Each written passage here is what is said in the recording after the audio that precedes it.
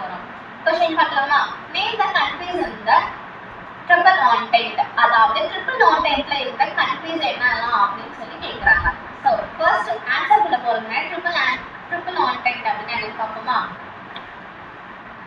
Triple அப்படினா வந்து ஜெனரலா என்னன்னு சொல்லுவோம்? 3 அப்படினு சொல்லுவோமா? ஆன்டென்ட் அப்படினா என்னன்னு பாத்தீங்கன்னா ஒரு அண்டர்ஸ்டாண்டிங் ஆர் அக்ரிமெண்ட் அப்படினு சொல்லுவாங்க. ஓகேவா?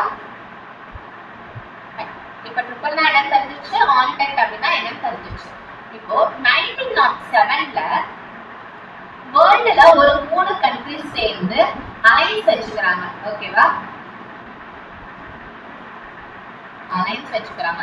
சோ இது என்ன மாதிரியான ஒரு அலைன்ஸ்? அந்த 3 நாட்டுக்குள்ள என்ன மாதிரியான அலைன்ஸ் அப்படின்னு பாத்தீங்கன்னா, அந்த 3 நாட்டுக்காரங்க சேர்ந்து ஒன்னாதான் செயல்படுவோம், நாங்க கலந்துரையாடிதான் ஒரு முடிவு எடுப்போம் அப்படின்ற மாதிரி ஒரு அலைன்ஸ் வச்சிருக்காங்க. ஓகேவா? சோ அதெல்லாம் வந்து ட்ரிபிள் ஆன்டென்ட் அப்படின்னு சொல்லுவாங்க.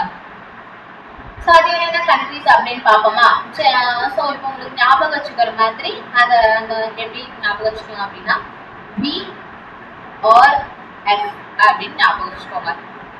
B for Britain,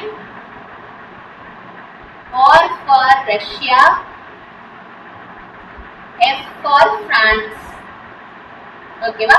சோ இந்த 3 நாட்டுக்காரங்களும் சேர்ந்து தான் வந்துட்டு இந்த அலைன்ஸ் வச்சிருக்காங்க.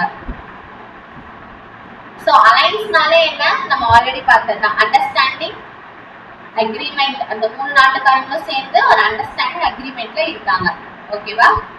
சோ இதுதான் வந்து ட்ரிபிள் என்ட்ரிஸ்ல இருக்க countries, Britain, Russia, France. P R F அப்படின்னு ஞாபகம் வச்சுக்கோங்க. ஓகேவா? சமையல் பார்த்துருமா? ஓகே. ட்ரிபிள் ஆன்டென்ட் அப்படின்னா என்ன? சோ 3 கண்ட்ரிஸும் சேர்ந்து ஒரு அண்டர்ஸ்டாண்டிங் ஒரு அக்ரிமெண்ட்ல இருக்காங்க. சோ 1907ல தான் வந்து இதை வந்து இந்த மாதிரி ஒரு அலைன்ஸ் வச்சுக்கிட்டாங்க. சோ அது என்னென்ன கண்ட்ரிஸ்? Britain, Russia, France. ஓகேவா? தேங்க்யூ.